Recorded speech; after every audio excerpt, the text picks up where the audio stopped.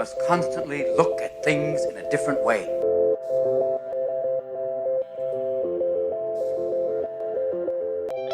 The Healthcare Education Transformation Podcast was created by two physical therapists out of the desire to learn more about the different educational roles in physical therapy and healthcare, and how healthcare education works by talking with educational leaders and people with different perspectives within physical therapy and across interdisciplinary lines on how education can be improved to disrupt the status quo of healthcare education. This is our journey, and thanks for listening. Are you a third-year physical therapy student that excels on tests when you have study guides, checklists, and deadlines? With all of the information available about how to prepare for the NPTE, it's easy to get disorganized and not feel prepared going into the big day. NPTE Prep Success is an online course that provides PT students easy-to-use study guides and step-by-step guidance through the NPTE preparation. To learn more, visit kylericeprep.com. Thank you again all for your continued support, and now for the show.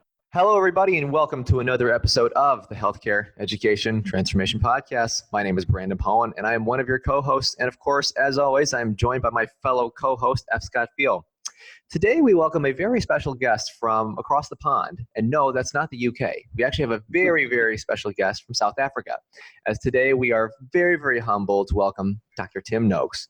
Now, for those of you who don't know who Dr. Tim Noakes is, he is a South African scientist and an emeritus professor in the Division of Exercise Science and Sports Medicine at the University of Cape Town. He is also a member of the National Research Foundation of South Africa, who listed him as one of their highest rated members. After coming across research which denounced current international dietary guidelines as fallacy, Professor Noakes started researching the effects of carbohydrates, proteins, and fats on the human race. And after his research convinced him that a high-fat, low-carb diet is the healthiest option for many, Dr. Noakes founded the Noakes Foundation in 2012. He has also stayed very active, as he has run more than 70 marathons and ultramarathons, and is the author of several books on exercise and diet. And he is known for his support of a low-carbohydrate, high-fat, as he set out in his books The Real Meal Revolution and Lore of Nutrition, Challenging Conventional Dietary Beliefs. And I'd also like to give a good shout out to Andrew Rothschild for recommending Dr. Noakes for this episode. And Tim, thank you so much for your service with everything you've accomplished, as you've truly been a catalyst for change. You know, with our audience consisting of different healthcare providers and educators who perhaps have not heard of you, would you mind telling our listeners just a little bit of some background about your educational journey and how this journey started from really looking at the low carbohydrate and high fat diet kind of things? Sure, Brandon. Thank you very much for inviting me onto your program. So my career begins in 1969. I go and study medicine, and I didn't really know what I wanted to study when I left high school. Fortunately, I had a gap year in America, and there I decided medicine was I was going to study medicine. That was largely because Chris Barnard performed the first human heart transplant in South Africa in Cape Town at my own university, and I decided, well, if he could do that, then maybe that's a nice thing to study. And so I studied medicine and went through my internship and realized that my interest was not in treating disease, it was promoting health. And I went straight from there into research, and then started teaching sports science and sports medicine in South Africa. And of course, I was doing all this running, which you heard about. And then I thought that high carbohydrate diets were ideal because that was what we were taught. We were taught that high-fat diets will kill you and high carbohydrate diets are very healthy. And I was funded by industry, and so we did lots of research, groundbreaking research on carbohydrates and exercise. And all this time, I was eating a high-carbohydrate diet for 33 years, it turns out. And then in my 33rd year, I discovered that I wasn't so healthy. And by chance, I heard of Jeff Volek's work and Steve Finney's work, and read the book, The New Atkins for the New You. I read it for a couple of hours, and then I said, oh my gosh, I got it wrong. For 33 years, I got it completely wrong. And so I decided to change my diet that day and to cut carbohydrates, and had a great success on it. And then started reading and researching it and realized that I'd completely misled people. I'd written this book, Law of Running, which promoted the use of a high carbohydrate diet. And I realized I was completely wrong. So I had to change because I knew that I was harming people. Anyone who'd read the Law of Running and who was insulin resistant and was eating the high carbohydrate diet, they were going to be in trouble. And so I said, I'm sorry, I made an error, I need to change it. We then wrote the book Real Meal Revolution, and that really caused huge problems in South Africa because it completely changed the way people thought about nutrition in South Africa. And there was a huge backlash against it. And I then eventually was charged with unprofessional conduct. And I went through a 4.5-year trial for my professional conduct. And so that was a problem. But eventually, after 4.5 years, we won. And I'm now in the clear. And we wrote the book Law of Nutrition, which explains everything about that. So I'm glad that I saved my own life. It turns out I developed type 2 diabetes. I'm now in remission on this diet. And as long as I keep my carbohydrates low, I'm fine. Yeah. Wow, Tim, that is an amazing story and quite the journey. A lot of ups and downs there for sure. But, obviously being from the U.S., having interviewed a couple of medical professionals on our show, we kind of got a grasp of what med school looks like here in the U.S., but I'm curious if you could give us a little background on what medical education looks like in South Africa. So in South Africa, we don't go through a pre-training, an undergraduate training, and then go to medical school. Here we go straight to medical school, which is a bit of a disadvantage, so that we're taking people of 17 and 18 who really don't understand what medicine's all about, and they go straight into medical school, and there's no other option. Once they go through that training, that's medicine is what they have to do. So we do the first year would be a standard physiology, and a standard year of physics and chemistry and zoology and a few other things. And then we go straight into anatomy and physiology. And then in the third year, you'd be in the hospital and you'd see patients and be doing other things as well. And at the end of 6 years, you get your degree, and then you have to do an internship in the hospital for a year. I think it's a year, might even be 2 years now. So that's the way. So then you're allowed to go and practice medicine as a general practitioner. And of course, if you wanted to be specialized, then you have to come back in and do your specialist training. So I think that in the end, the result is pretty similar to the United States training, but initially we don't have the broader training in other fields that a medical student in the United States would have. And as I've said, in a sense, you specialize right out of high school. You go straight out of high school and you're going to become a doctor. And I don't think that that's the ideal way of doing it. Interesting. Actually, that was kind of a follow-up that I just had to that. I mean, with that pre-path being so different, again, like you said, kind of just jumping right in, what are your thoughts on that method of kind of just diving right in? Like, are there any risks of early specialization that we risk, or what are your thoughts on that? No, I think it's a huge risk. I think the American model is much better. I also think that everyone should go through the same training. In other words, if you're going to be a physiotherapist or a physical therapist, or we call them biokineticists, that's people who use physical fitness to improve health. Whatever your training is, and we mentioned physiotherapy, I think doctors, all of them should get the same training, and then you can specialize thereafter and choose. Because literally, you don't understand what medicine's all about when you're 17 or 18. You have not the faintest clue. And what happens in this country, and I don't think it happens in the US to the same extent, but people are very clever, and they think, well, what's the biggest challenge? Medicine. To get into medical school is the challenge here. I mean, it's impossible to get into medical schools as in your country. So that becomes a challenge. And then, my ego is satisfied, I got into medicine. And then all of a sudden you realize, actually, you don't need all this intelligence to be a doctor. That's the problem. What you're dealing with on a day-to-day basis doesn't need the intelligence that you brought into the profession. And so I think it's a big problem. I think that there should be a more generic training initially, and then thereafter you specialize in whatever areas you really find interesting. I think that's really fascinating, actually, because just kind of hearing the differences between the U.S. and South African models. Tim, I want to back up a little bit, because when you had said that you had kind of read that book initially, and then you started to kind of prompted your research into carbohydrates and fats and kind of its effect on the body. I'm curious, because evidence is always evolving, and I'm really curious as to what does the evidence, of course, as we know now, I realize this could be totally different in a few months from now, but what does it say about the effects of carbohydrates, fats, and proteins on humans? And what do we still not know about this? Well, what we do know is 1 million years ago, we were carnivorous, and we were almost 100% carnivorous. And how do we know that? Because the animals that were alive 1 million years ago were 3 times the size of the large animals you have today. So the elephants were 3 times the size of elephants that we have today. And the rhinoceros, the hippopotamus, and so on. And we wiped them out. because we had to eat their fat. There are many reasons why you had to get the fat. So, and we wiped them out. Over 1 million years, we've reduced them to what we have today, tiny animals by comparison. So we were just eating fat and protein 1 million years ago.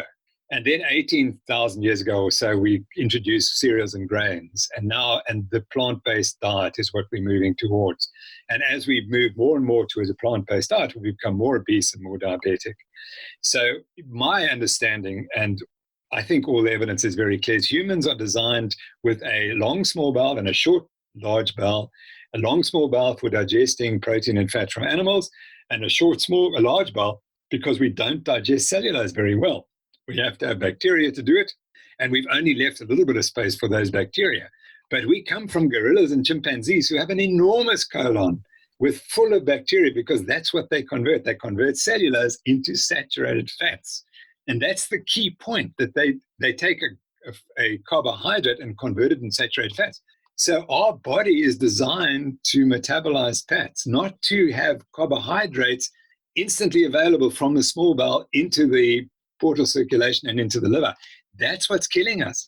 It's this every few hours, this load of carbohydrate. We're just simply not designed for it. So we hypersecrete insulin and we become insulin resistant, and then insulin causes all these other conditions, the obesity, the diabetes, etc., the cancers, the dementias.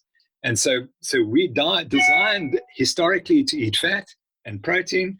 We can eat a bit of carbohydrate, but once I think it gets above 30, 35%, that's when you start to see the problems developing.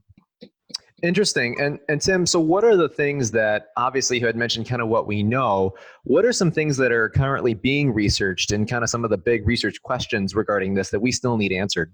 Well, I think my favorite company in the United States is Virta Health Company from San Francisco, because they've shown that you can use telemedicine to reverse diabetes, because the guy who started it, Sami Inkinen, is a genius.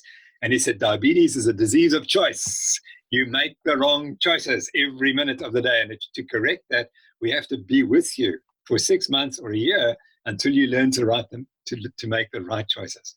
And so that's the future of medicine. It's behavior change. And it's not going to be provided by doctors sitting one-on-one with a patient. It's going to be provided by some other source. And I'm not sure quite where it's going, but the reality is that the internet is providing all the information anyone needs to keep healthy. They just have to get it and sift it and then go to the doctor and say, doctor, here I read this book and it says I needed my vitamin D measured. Please measure my vitamin D.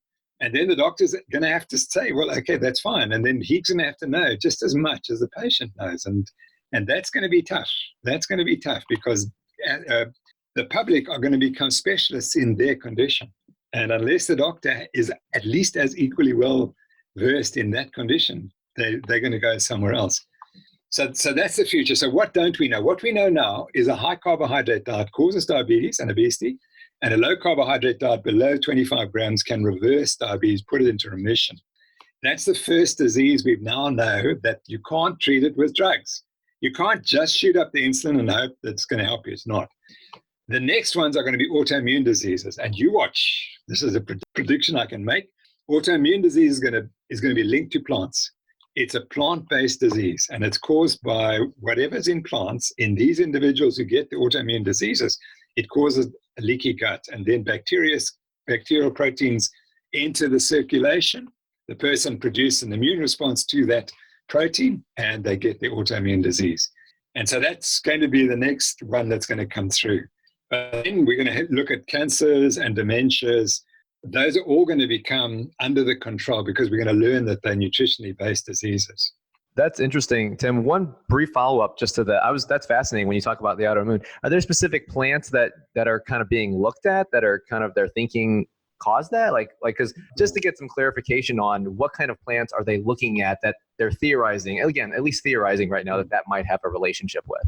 I don't think we know. All we know is that plants are designed to produce things to make humans not eat them. And that's the key. That the lovely story is animals are difficult to kill but easy to digest. Plants are easy to kill but difficult to digest. And I think that's the key is that people with autoimmune disease are reporting once they cut all plants, but it has to be 100%. They're then finding cures for their autoimmune diseases. So again, it's not everyone, but there are some. And that's enough to say that we need to investigate that. I think that the cancer therapy and cancer prevention is going to be linked. Cancer is going to be linked to insulin resistance, high carbohydrate diets. And it's not going to be a cure. It's not going to be that the low carb diet is going to cure cancers. But there will be individuals for whom, yes, it will cure cancers. But it will indicate that there are other things we should be studying to look at. And the other one I would argue is in heart disease, it's not cholesterol that's causing heart disease. And there we have to go and look for other mechanisms. And that's the problem over the last 30 years, because industry is controlling the medical profession. The other possibility is not considered. So the possibility that diabetes is the biggest cause of heart disease and carbohydrates are linked to diabetes is just forgotten. No, it's cholesterol. We know it's not cholesterol. It's something else that's causing heart disease.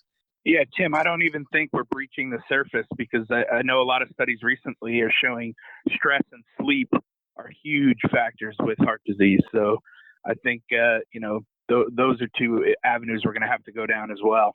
But, we like to play devil's advocate a little bit on the show. And if you wouldn't mind, I'd love to hear some of the research limitations that are out there currently regarding low carbohydrate research that has been published. Yeah, the problem with the low carbohydrates, of course, is that there's no money to fund these researchers because industry is trying to prevent the studies, not encourage them. The other problem we always have is, oh, yes, but where are the long-term studies? Well, the answer to that is there aren't, except that 1 million years ago, we know what we were eating. And we were eating a high-fat, high-protein, low-carbohydrate diet. So, and we survived and we were pretty healthy. But people will say, oh, yes, your longevity was short and so on and so forth. But what we do know was that in the English population, the British population in the mid-Victorian period between 1830 and 1870 were the healthiest. They had the same life expectancy as we have today. And they were not eating the highly processed diets that are popular today. They were eating food coming directly from the farm. It was cheap and everyone could afford it. And they didn't have heart disease. They didn't have cancer. They died of infections and injuries, but not of heart disease and cancer or autoimmune disease, by the way. So if you look at the historical basis, it looks like the low carb diet's doing pretty well. And then when we introduced the low fat diet, then we started to develop problems. So the one problem is we don't have any long-term studies, but we don't have long-term studies on the high carbohydrate diet that have gone beyond 8 years. And those studies that have gone 8 years show that it doesn't help. It doesn't make any difference. If you cut your saturated fat and your fat, you don't live any longer. You don't have less heart disease. You don't have less diabetes. So people are asking us to provide evidence, yet they continue to promote a diet for which there is absolutely no evidence. So, and then the third problem is industry at the moment is pushing a plant-based diet, and so is the World Health Organization. So there's this action against meat as a source of protein and for healthy living. And it is globally organized. And the recent studies from Harvard suggesting that low carbohydrate diets are associated with increased mortality is absolutely the worst piece of science I've ever seen. And that it could come out of Harvard shows that there's a real problem with the epidemiological research coming out of Harvard. But just to come back to that, we do know now that the epidemiological research in nutrition is the worst science there is. That nutrition science is one of the weakest disciplines in science that there is. And people like John Ioannidis from Stanford University, professor of medicine at Stanford University, wrote a publication in the JAMA about 3 weeks ago, and it's ridiculous that we have to get rid of all this nutrition science because it's simply wrong. So we really have to redo all of our nutrition science and understand that the basis of our teaching is not based on hard science. That's really interesting to really gather that, there's not a lot of long-term data. I want to back up a little bit to your beginning here, Tim, a little bit, because you had mentioned that, when you started implementing some of this, you got a lot of pushback. So, and it's been interesting because you kind of been both like a lightning rod and a seemingly professional smear target at times. What makes this upstream swim worth it? Yeah, well, you see, the error they made a couple of errors, but the one was that I spent 45 years in sports science and sports medicine and became an A1 rated scientist. And they tried to destroy my entire career. They tried to say, this guy's a quack now. He's got onto this bandwagon. There's no science behind it. It's all anecdote. It's his own experiences. There's no science behind it. And then they charged me with unprofessional conduct. And so I had a choice. I could have resigned as a medical doctor and said, okay, I don't want to go through this. I'll just resign, and you can't charge me if I'm not a doctor. And I decided there's absolutely no way I was going to do that, because the end result was, but people would say, yes, but you see, he became a quack. He might have been a good scientist once upon a time, but he became a quack. And so my wife and I decided we're going to fight this with everything we have. And we did do that. And in the end, it was really worth it because we got to speak for 4.5 years. We got to speak in court. It was 28 days in court. I gave evidence for 12 days. 12 days. I was cross-examined for 3.5 days, and they couldn't find error in anything I said. And it's now it's everywhere if you go to the Noakes Foundation, you can see all the information that I personally presented and our 3 expert witnesses. And so we proved that the low carbohydrate diet, there is science behind it. It's not unconventional. It is fully supported, and it seems to be a better solution than what we've got. So in the end, my wife said to me about 3 months ago, she said, Tim, I think it was worth it. In the long term, it was worth it. But I can promise you, 2 or 3 years ago, it was hell. It was not nice. And still we carry the scars. When your university evicts you, that's what they did to me. They evicted me. They just threw me out. They threw me to the wolves. And despite the fact that, as I said, for 45 years, I worked there and built up some renown in sports science. And to get thrown out just shows, that was tough. Yeah, well, Tim, we certainly appreciate you fighting the good fight, man. It's never easy. But what would you say are some situations that a low carbohydrate, high fat nutrition diet may not be appropriate for an individual? Yeah, there are some people who, when they eat a high fat diet, their triglycerides go shooting up. And I forget the name of the condition, but it's an unusual condition, and it's a genetic disorder, and it's uncommon. And those people, we wouldn't think that having a high triglycerides would be beneficial. So when we go put you on a high fat diet, we don't want to see the triglycerides come shooting down, and the HDL rising, and glucose and insulin coming down, and HbA1c coming down. And those are what we would say is a good response. If you don't show that response, the one difference is that triglycerides go up. If your total cholesterol goes up, we don't worry about that, because I think that because we believe that it's not the LDL that increases, is the larger particles, LDL particles, and they're not considered to be toxic. And the key is you want to get your diabetes, reverse your diabetes, and reverse your insulin resistance, or control your insulin resistance. Those are the key variables. Other than that, I don't really know of any absolute contraindications to the diet. That's interesting.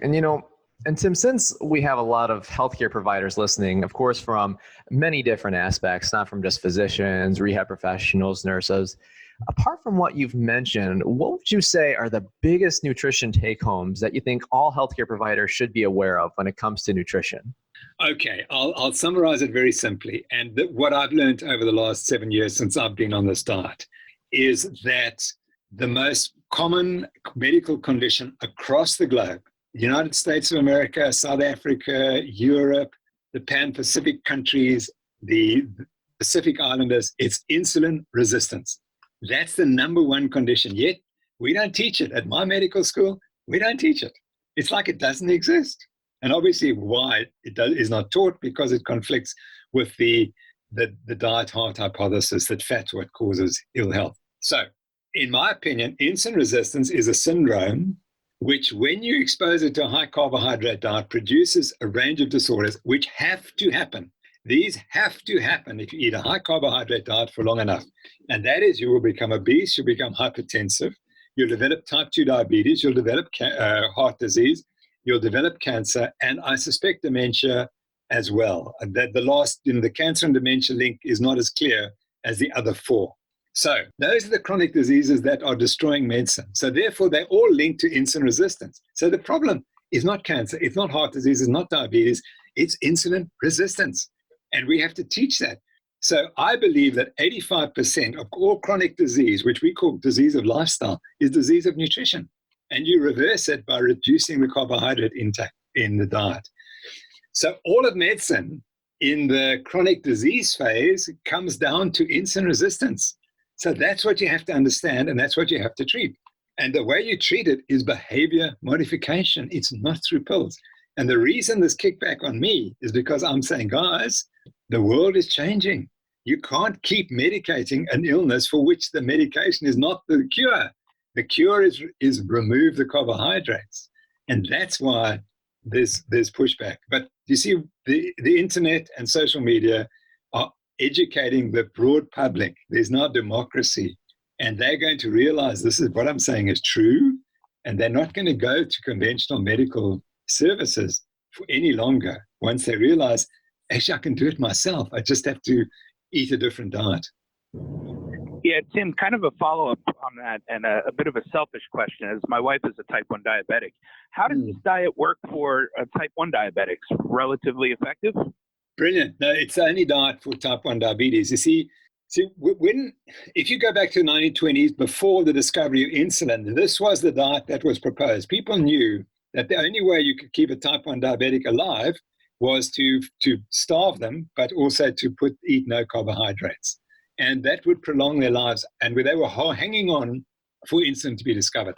Insulin is discovered, it's injected, and all of a sudden they think they've got the absolute cure for type 1 diabetes. Only problem is they start injecting the insulin, and then they start allowing carbohydrate intake to increase. So whereas before the diets were restricted to 25 grams of carbohydrate a day maximum, by the 1950s or 60s, type 1 diabetes were eating 250, 300, 400 grams of carbohydrate, and they were using insulin to drop the glucose.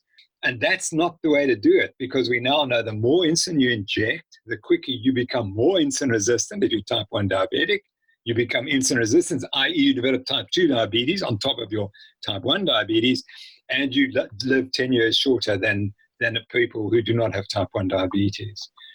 So the key is that glucose or carbohydrates raise your glucose, and then you have to inject insulin to lower it. And there is no real science telling you exactly how much insulin you must inject, because the absorption is always different. So every so often you get a hypoglycemic response, which is catastrophic. As you know, it's really difficult. And it's only because a person has taken too much carbohydrate and then injected too much insulin, and they get a hypo.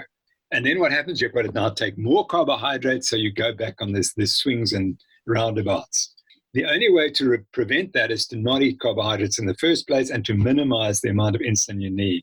And the number of people who write to me or who are on Twitter saying, oh my gosh, type 1 diabetes is relatively easy to manage if you can keep your carbohydrates below 25 grams a day.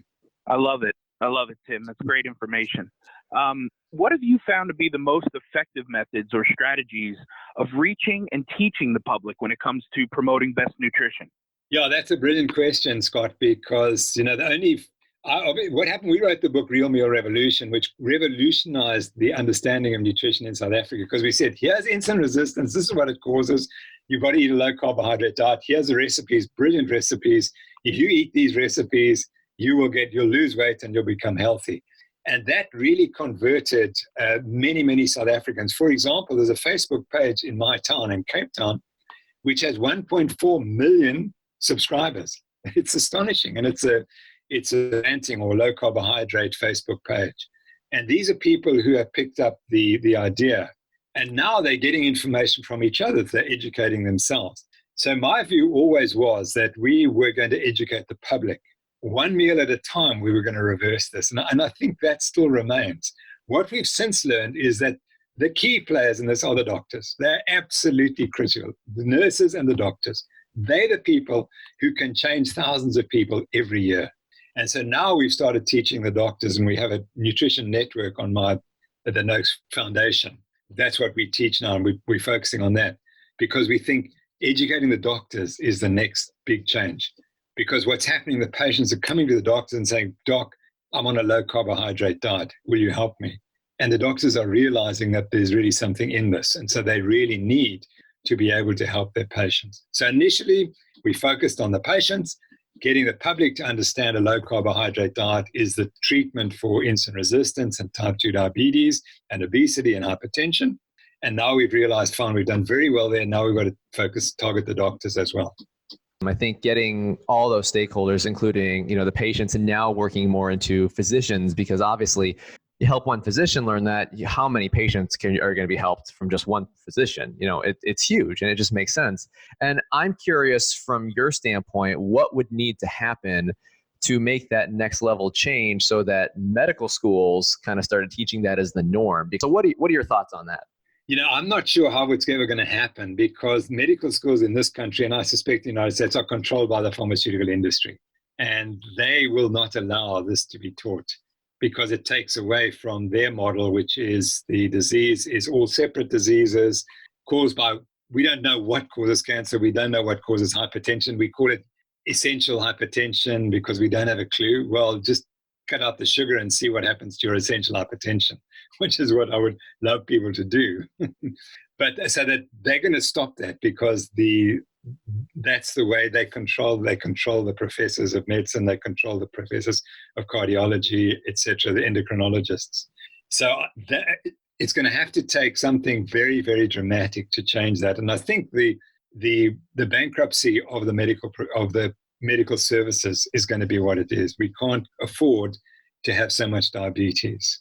And eventually that reality is going to strike, and people are going to realize that the pharmaceutical industry has benefited and our health has not benefited. And so that's what's going to have to happen. And then there's going to be this revolution, and we will teach nutrition as the key driver of chronic disease. And but how's it going to happen? I see in South Africa what's happening is that the public sector, i.e. the government funded, will continue to teach the whole story that it's high-fat diets are dangerous, etc., and you've got to eat our pills. And the private sector will increasingly become, actually, no, nutrition is a key driver. And the patients will get healed. And if you don't heal the patient, you won't be able to practice. So I see this dichotomy arising. And eventually the public sector will have to realize that we've got to do the same. Yeah, Tim, knowing that the Noakes Foundation supports and funds independent research on low carbohydrate information, I'm curious to find out what barriers that independent researchers face when trying to conduct and publish independent nutritional research.